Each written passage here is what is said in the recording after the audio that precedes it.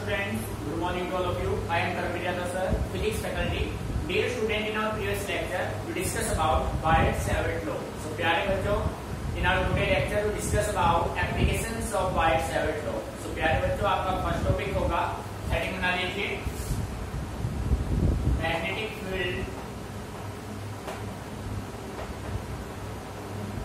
Eight a point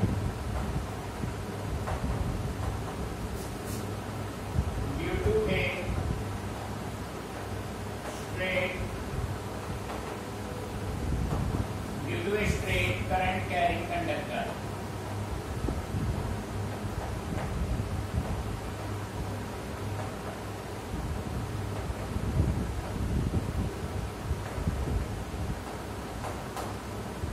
बेटे देखो, topic काफी इंपोर्टेंट है, इंटरेस्टिंग टॉपिक है, पेपर में आने की पूरी संभावना इसकी है। बेटे देखो, टॉपिक आपका है magnetic field at a point due to a straight current carrying conductor. ठीक है, अब देखो बेटे, मैं आपसे बार बार कहता आ रहा हूँ बेटे, फिजिक्स में जो है ना, अगर आपने क्वेश्चन को अच्छे से रीड कर लिया तो उसका सॉल्यूशन आप इजीली कर पाएंगे, क्योंकि क्वेश्चन में ही आंसर छिपा होता है, बट हमें उसको पहचानना है बस। ठीक है, तो बेटे देखो, हमें फाइंड आउट करना है मैग्नेटिक फील्ड किसी पॉइंट पे, इसकी वजह से due to a straight current carrying conductor. So प्यारे बच्चों, सबसे पहले हमारे पास क्या होना चाहिए? सबसे पहले हमारे पास होना चाहिए एक स्ट्रेट कंडक्टर जो कैरी करता हो करंट। ठीक है, फिर उस स्ट्रेट कंडक्टर से कुछ डिस्टेंस पे हम एक पॉइंट अज्यूम करेंगे और उसी पॉइंट पे हमें फाइंड आउट करना है मैग्नेटिक फील्ड। ठीक है बेटे, देखो बेटे मेन है ज्योमेट्री, इसलिए आपका पूरा फोकस बोर्ड पे रहे। ठीक है, ये देखो बेटे, सबसे पहले हमें मान लें कि हमारे पास ये कोई एक स्ट्रेट कंडक्टर है।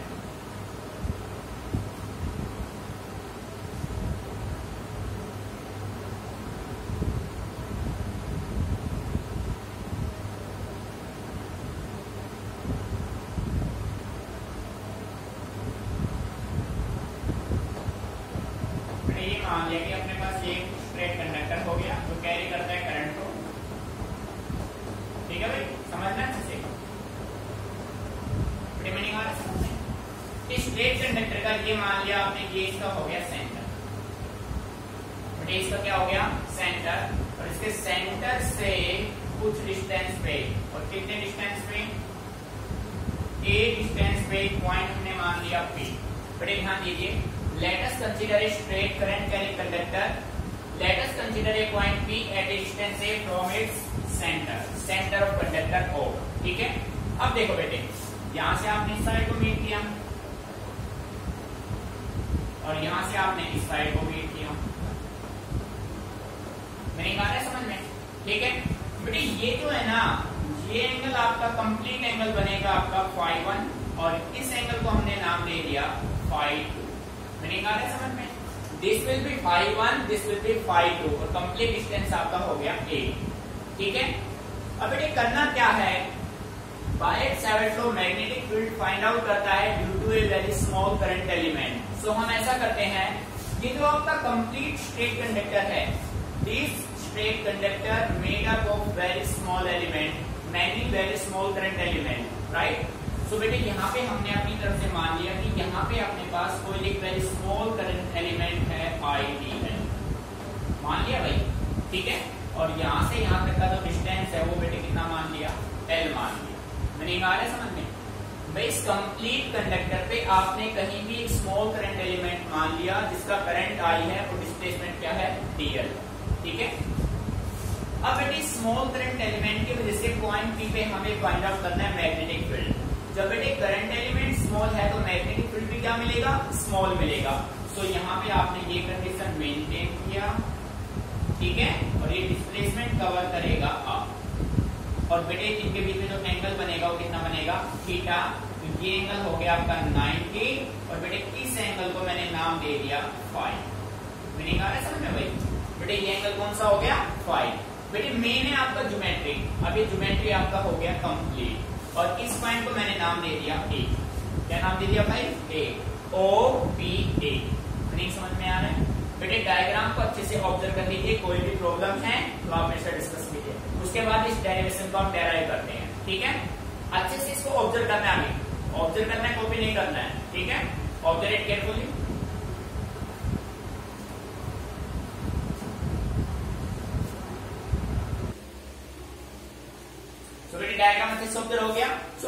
आपने कैसे इसको अज्यूम किया वो देखते हैं बेटे। यहां पे आप राइट करेंगे late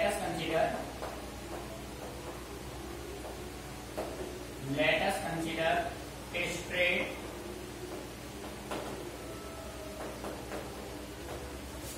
conductor carrying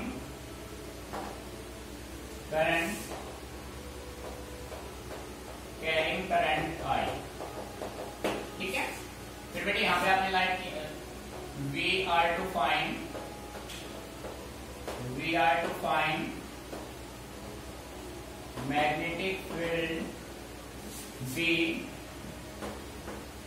at a point P। ठीक है बेटे, हमें किसी पॉइंट पे क्या फाइंड आउट करना है, मैग्नेटिक फील्ड। उसके लिए आपने एक पॉइंट अज्यूम कर लिया P। Let us consider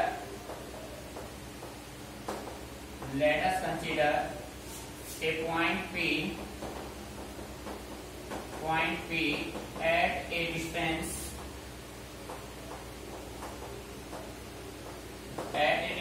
R, sorry A from O। ठीक है बेटे, आपने क्या किया, सेंटर ऑफ कंडक्टर से O से A डिस्टेंस पे आपने एक पॉइंट का ले लिया, P ले लिया। ठीक है, उसके बाद आपने क्या किया, आपने स्ट्रेट कंडक्टर पे एक स्मॉल करंट एलिमेंट अज्यूम कर लिया आइडियल। ठीक है, let a small current element ideal as shown. बेटे आ रहा है समझ में, यहाँ पे आपने एक स्मॉल करंट एलिमेंट ले लिया आइडियल। अब बेटे यहाँ पे आप यूज करेंगे Biot Savart law. According to Biot Savart law, the magnetic field at point P due to the small current element ideal is. ठीक है, तो यहाँ पे इंप्लीमेंट कीजिए, according to Biot Savart law the magnetic field at point P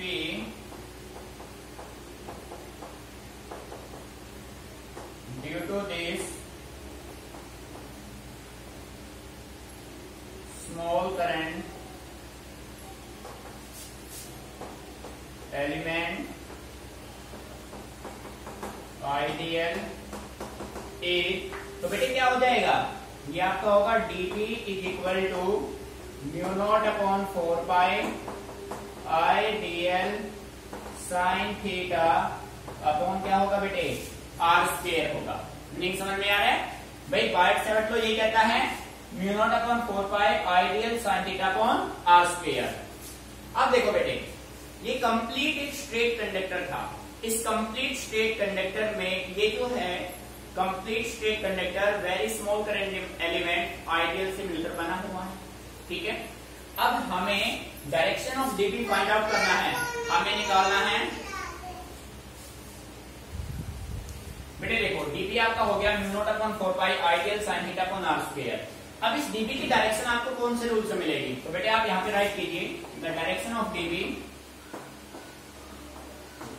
the direction of DP is given by right hand screw rule। बेटे direction DP कौन सा rule देगा, राइट हैंडेड स्क्रू रूल देगा। ठीक है, मीनिंग यहां तक क्लियर। अब बेटे हमें तो इस पॉइंट P पे total magnetic field find out करना है। So total magnetic field find out करने के लिए हम फिजिक्स में हमेशा क्या करते हैं, इंटीग्रेट करते हैं। So we can write here to find total magnetic field at point P, we can integrate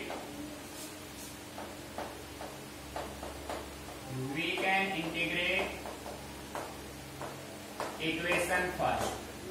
बेटे इसको मैंने नाम दिया इक्वेशन फर्स्ट, और इक्वेशन फर्स्ट को हमें क्या करना है, इंटीग्रेट। सो डीवी का इंटीग्रेशन करेंगे तो ये बन जाएगा भाई B b is equal to mu not upon 4 pi integrate minus five one से प्लस फाइव टू। बेटे देखो माइनस फाइव वन से कहा जाएगा plus five two I dl sine theta. तो आई यहां से कॉमन ले लो बाहर, dl sine theta by r square. बेटे मीनिंग समझ में आ रहा है भाई। पॉइंट पी पे total magnetic field find out करने के लिए हमने इक्वेशन फर्स्ट को क्या किया, integrate. Mu not I upon 4 पाई कांस्टेंट बाहर आ जाएगा, इंटीग्रेट होगा dl sine theta by r square. बेटे मीनिंग समझ में आ रहा है। और ये आपका हो गया इक्वेशन सेकंड। बेटे अब ध्यान से सुनना है, अब कंप्लीटली अपना डेरिवेशन डिपेंड करेगा इस डायग्राम पे, ठीक है। हमें वैल्यू चाहिए dl के साइन थीटा एंड r। बेटे r dl साइन थीटा की वैल्यू फाइंड आउट अगर आपके पास हो जाए तो आपका रिजल्ट सॉल्व हो जाएगा। बात समझ आ रही है, ठीक है। अब ध्यान से सुनना, फ्रॉम फिगर बेटे मेन पॉइंट अब है, सारा रोल अब इस डायग्राम का होगा, इसको समझ लेना। बिल्कुल पेन स्टॉप कर दो, कंप्लीट फोकस बोर्ड पे रहेगा आपका। बात समझ आ रही है। देखो बेटे हमें फाइंड आउट करना है dl साइन थीटा और r, ठीक है। अब देखो बेटे from figure in triangle AOP अपने पास राइट एंगल ट्रायंगल है AOP। बेटे ट्रायंगल के तीनों एंगल का सम कितना होगा 180। So we can say that in triangle AOP, triangle AOP में angle A plus angle O plus angle P बेटे किसके बराबर है 180 के बराबर है। सो एंगल A आपका कितना है, एंगल A आपका थीटा प्लस 90 प्लस 5 बेटे किसके बराबर है 180 के इक्वल है, ठीक है। अब यहां से देखो थीटा प्लस 5 बेटे क्या हो गया 90 हो जाएगा भाई। 180 में से 90 गया कितना बचा 90। सो बेटे यहां से 5 किसके बराबर, यहां से थीटा किसके बराबर हो जाएगा, theta is equal to 90 minus 5। बेटे यही होगा ना, ध्यान दीजिए थीटा हो जाएगा 90 माइनस 5। हमें क्या चाहिए, हमें चाहिए साइन थीटा। सो बेटे इसके दोनों के साथ मैं क्या पुट कर दूं साइन, हमें चाहिए। तो यहां पे मैंने रखा sine theta is equal to sine 90 minus 5। बेटे आ रहा है नहीं समझ में, sine theta is equal to sine 90 minus 5। Sine 90 minus theta cos theta. So बेटे साइन थीटा की वैल्यू क्या हो जाएगी, साइन थीटा आपका बन जाएगा कोस 5। मीनिंग आ गया समझ में, ठीक है। और इसको मैंने मान लिया इक्वेशन थर्ड। बेटे मीनिंग यहां तक अच्छे के लिए भाई आपने देखा ट्रायंगल AOP में angle A plus angle O plus angle P तीनों का सम 180। Angle A theta, angle O आपका 90, एंगल P आपका 5। बेटे थीटा प्लस 5 हो गया 90, थीटा हो गया 90 माइनस 5। हमें क्या चाहिए, हमें चाहिए sine theta. So sine both side आपने रखा तो साइन थीटा किसके बराबर आया कोस 5। मीनिंग यहां तक क्लियर। बेटे अब हमें वैल्यू किसकी चाहिए, साइन थीटा अपने पास आ चुका है, अब हमें वैल्यू चाहिए dl और r स्क्वायर की। मीनिंग आ रहा है समझ में। सो प्यारे बच्चों एक बार यहां तक अच्छे से नोट कर लीजिए, उसके बाद हम इन दोनों को सोल्व करते हैं। तो बेटे समझना है कंसेप्ट को, गलती से भी रखना नहीं है, चीजों को समझ के चलिए, ठीक है। Note it down carefully.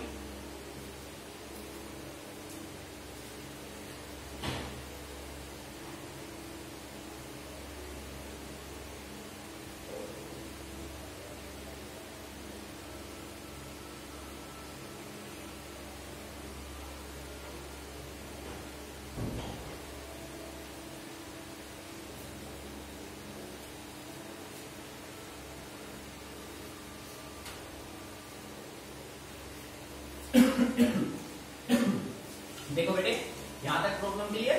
अब देखो भाई बेटे अब जो है ना हमें वैल्यू चाहिए dl और r स्क्वायर की। तो इसके लिए हम क्या कर सकते हैं, अब हमने सेम यही ट्रायंगल दिखाया, इसी ट्रायंगल में पॉइंट नंबर 2 इन ट्रायंगल AOP। बेटे ट्रायंगल AOP से आप यहां से निकाल लो साइन 5। बेटे कंप्लीट फोकस बोर्ड बेटे हम निकालना चाह रहे हैं साइन फाइव। देखो भाई बेटे ये है फाइव, ये है थीटा और ये है 90। फाइव के सामने वाला परपेंडिकुलर जिसके साथ बना है वो बेस और ये हो गया हाइपोटेनियस। नहीं समझ में आ रहा है? और प्यारे बच्चों जैसा कि आप सभी जानते हैं साइन फाइव क्या होगा? Perpendicular by hypotenuse. परपेंडिकुलर कितना है? L। परपेंडिकुलर कितना है? L। और हाइपोटेनियस आपका क्या है? भाई साइन आपका होता है परपेंडिकुलर अपॉन हाइपोटेनियस। हाइपोटेनियस आपका क्या है? R। बेटे मीनिंग आ रहा है समझ में?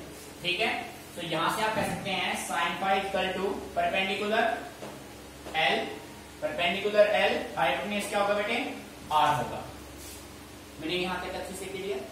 Sign five is equal to बेटे साइन थीटा आप निकाल चुके हैं, ठीक है, तो ऐसा करो साइन निकाल चुके आप कोस फाइव निकालो यहां से। बेटे कोस निकालो, कोस फाइव। साइन थीटा तो आपके पास आ चुका। कोस फाइव की वैल्यू क्या होगी? कोस फाइव ये परपेंडिकुलर, ये बेस, ये हाइपोटेनियस। बेटे कोस क्या होता है? कोस होता है बेस अपॉन हाइपोटेनियस। बेस क्या है? A, हाइपोटेनियस क्या है? R। तो ये हो गया आपका A बाय R। मीनिंग यहां तक क्लियर? पर हमें वैल्यू किसकी चाहिए? हमें तो R की वैल्यू चाहिए। सो बेटे इसको मैं राइट कर सकता हूं R is equal to 1 by cos five into A। Meaning समझ में आ रहा है? और प्यारे बच्चों जैसा कि आप सभी जानते हैं 1 बाय कोस फाइव होता है सीकेंड फाइव, तो यहां से R की वैल्यू आपकी हो जाएगी A सीकेंड फाइव। मेरे मीनिंग यहां तक क्लियर? ये आपका हो गया इक्वेशन नंबर 4। मीनिंग यहां तक क्लियर? भाई साइन आप निकाल चुके, कोस आप निकाल चुके, अब क्या निकालना बाकी है? tan निकाल लो। Point number 3 in triangle AOP। बेटे AOP में tan फाइव, बेटे tan होता है परपेंडिकुलर अपॉन बेस। परपेंडिकुलर क्या है? L, बेस क्या है? A। So this is equal to L upon A। तो यहां से मैं कह सकता हूं L अपने पास हो जाएगा A tan फाइव। बेटे L क्या हो जाएगा? A tan five. मीनिंग यहां तक अच्छे से क्लियर? पर हमें वैल्यू किसकी चाहिए? हमें तो भाई वैल्यू चाहिए DL की। L की वैल्यू नहीं चाहिए, हमें किसकी वैल्यू चाहिए? हमें वैल्यू चाहिए DL की। तो प्यारे बच्चों DL की वैल्यू फाइंड आउट करने के लिए आप इस L को क्या कर दीजिए? डिफरेंशिएट कर दीजिए। इसको क्या कर दूं मैं? डिफरेंशिएट। देखो भाई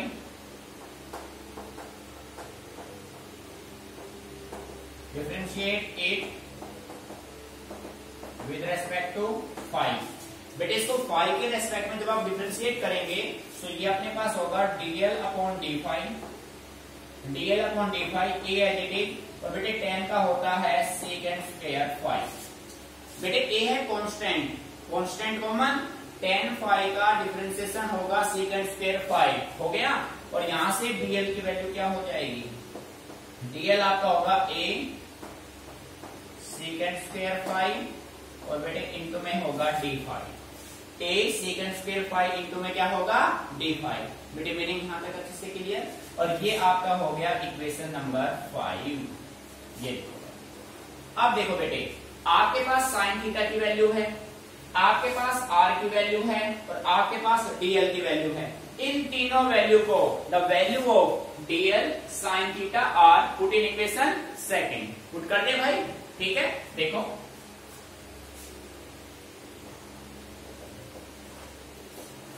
बेटे यहां पे राइट कर रहा हूं मैं। Now put the value of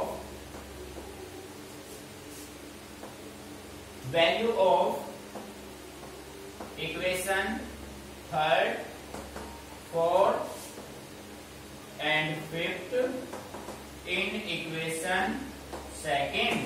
बेटे इक्वेशन थर्ड की वैल्यू, इक्वेशन फोर्थ की वैल्यू, इक्वेशन फिफ्थ की वैल्यू को पुट करना इक्वेशन सेकेंड में।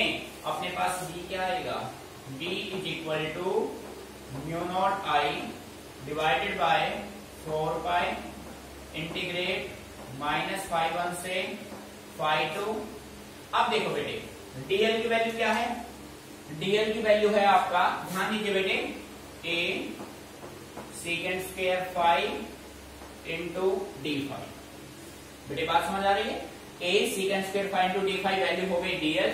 साइन थीटा की वैल्यू क्या है बेटे, साइन थीटा की वैल्यू क्या है, cos फाई मल्टीप्लाई में हो गया। मैंने यहां तक अच्छे से क्लियर। और बेटे डिवाइड में क्या है, आर स्क्वायर, और आर की वैल्यू क्या है, यहाँ पे देखो आर आपका है a सेकेंड फाई और उसका करना है स्क्वायर, तो बेटे ये हो जाएगा a square second square phi. प्यारे बच्चों कंप्लीट फोकस आपका यहां रहना चाहिए, ठीक है। आपने क्या किया, हमें वैल्यू चाहिए थी dl sine theta r square की, सो हमने तीन इक्वेशन बनाए, इक्वेशन 3, इक्वेशन 4, इक्वेशन 5। इन तीनों से आपने डीएल साइन थीटा आर की वैल्यू पुट की, रिजल्ट ये मिला। अब देखो बेटे एक ए से एक ए कैंसिल हो गया, ए के डिवाइड में बचा है, इसको भूल मत जाना, इंपोर्टेंट है। यहां सीकेंड स्क्वायर फाई से सीकेंड स्क्वायर फाई कैंसिल हो गया, तो बेटे बी अपना किसके इक्वल आएगा, b equal to mu not I upon 4 pi. और बेटे ये जो ए यहाँ पे बचा हुआ है ना, इसको यहाँ दे दो बाहर। भाई कोई बच्चा ये कहे सर यहाँ 4 पाई के साथ ए कहां से आ गया, सो बेटे ए यहां से आया है, यहाँ पे स्क्वायर था, यहाँ पे सिंगल था, ए कॉमन आ गया, इंटीग्रेट कर दीजिए, माइनस फाई 1 से प्लस का फाई 2, और बेटे यहाँ पे क्या बचा, यहाँ पे बचा कोस फाई और इंटू में क्या बचा डी फाई। बेटे अच्छे से इसको ऑब्जर्व कर दो एक बार, अच्छे से बिल्कुल, मैं इसको वहां पे करता हूं मैं, ठीक है। नोट इट डाउन केयरफुली, बिल्कुल अंडरस्टैंडिंग से रटना बिल्कुल नहीं है, ठीक है।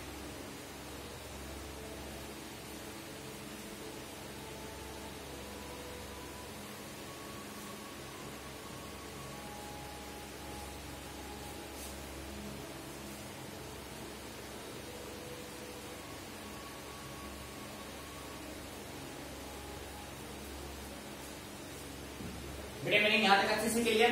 अब देखो भाई मैं इस साइड को रफ कर रहा हूं,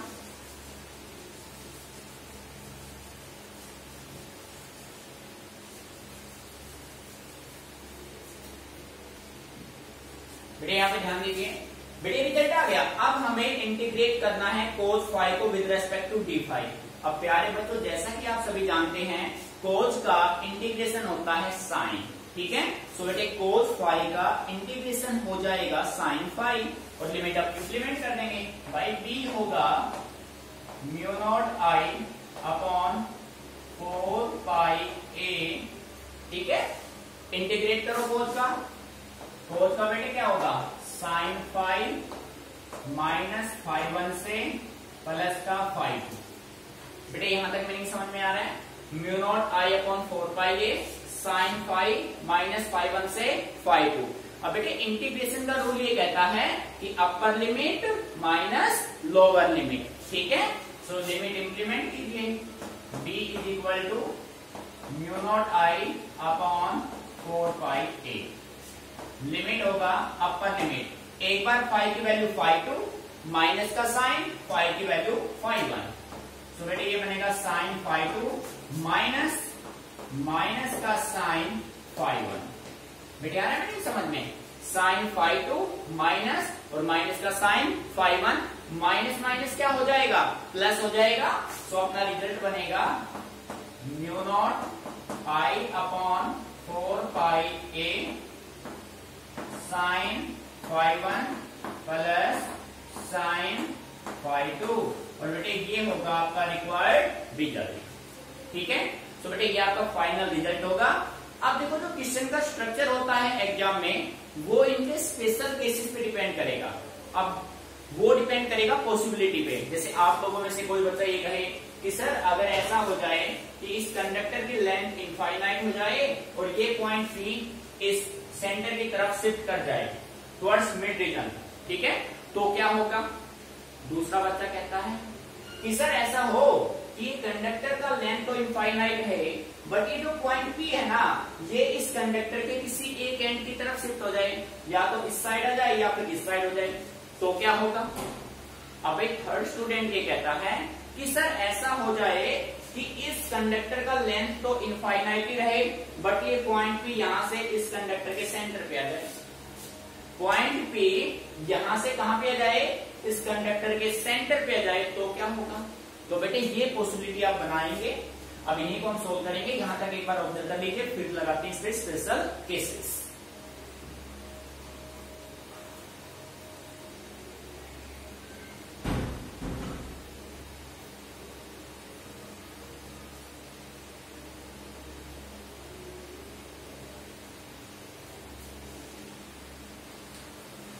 बेटे यहां तक मीनिंग अच्छे से क्लियर, ठीक है।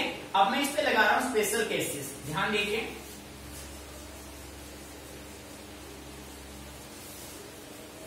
बेटे कंसेप्ट को समझना है, रटने की कोशिश मत करना फिजिक्स में कभी भी, लॉजिक समझो बस। ये देखो बेटे special cases,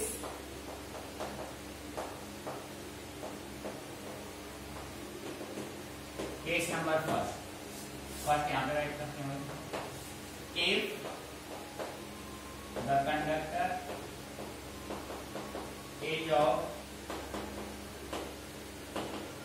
infinite length and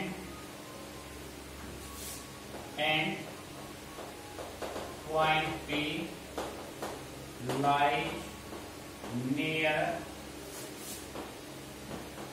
mid region।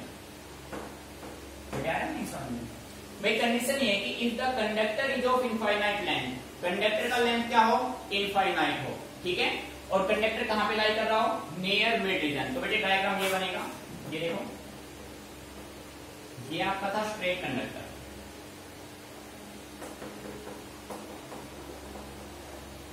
और इसका जो लेंथ है वो कितना है, वो इनफाइनाइट है। और जो पॉइंट पी है ना भाई, जो पॉइंट पी है वो किसके नजदीक लाई करे, point P lies near mid region. तो बेटे ये जो एंगल आपका ϕ1 होगा ये भी 90 बनेगा, ये भी कितना बनेगा 90। इट मीन्स यहाँ पे आप कह सकते हो कि ϕ1 इज इक्वल टू ϕ2 नियरली किसके इक्वल होंगे, 90 के होंगे। 90 के होंगे तो बेटे मैग्नेटिक फील्ड भी किसके बराबर होगा, μ0I upon 4πa sin 90 plus sin 90। भाई ϕ1 90 बन गया, ϕ2 भी 90 बन गया, और बेटे sin 90 की वैल्यू क्या होती है 1, तो मैग्नेटिक फील्ड भी कितना आएगा μ0I अपॉन 2πa। और प्यारे बच्चों ये रिजल्ट लर्न करना है, आपको माइंड में रखना है, न्यूमेरिकल में इजीली आप इसका यूज करेंगे। बात समझ आ रही है, कंडीशन अच्छे से कीजिए, ठीक है। ये था आपका फर्स्ट पॉसिबिलिटी। अब बात करते हैं सेकंड पॉसिबिलिटी। ये देखो case number 2, if the conductor is of infinite length and the point P lies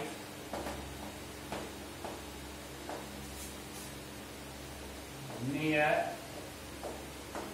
one of its ends।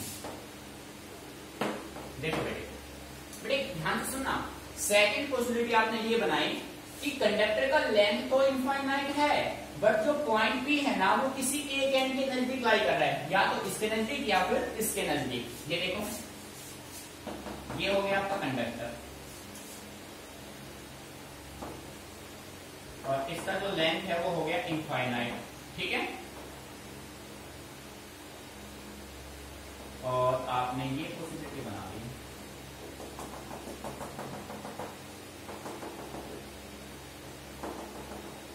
बेटे ये एंगल लगभग आपका 0 बन जाएगा, ये आपका कितना बन जाएगा 90 बन जाएगा, ठीक है।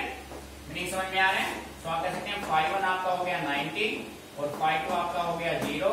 तो बेटे b आपका होगा μ0I upon 4πa sin ϕ1 90 plus sign 0। सो बेटे मैग्नेटिक फील्ड आपका क्या होगा μ0I अपॉन 4πa होगा। Meaning clear. तो ये पॉसिबिलिटी आपको बना के चलना है, ठीक है।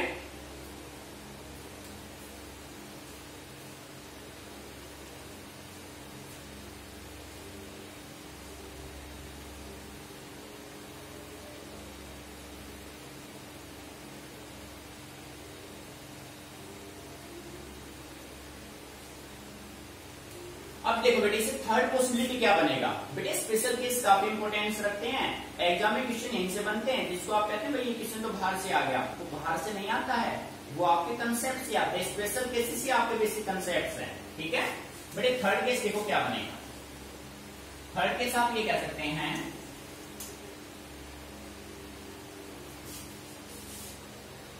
With the conductor, third possibility हम ये बनाएंगे, if the conductor is of infinite length and point P lies on the conductor.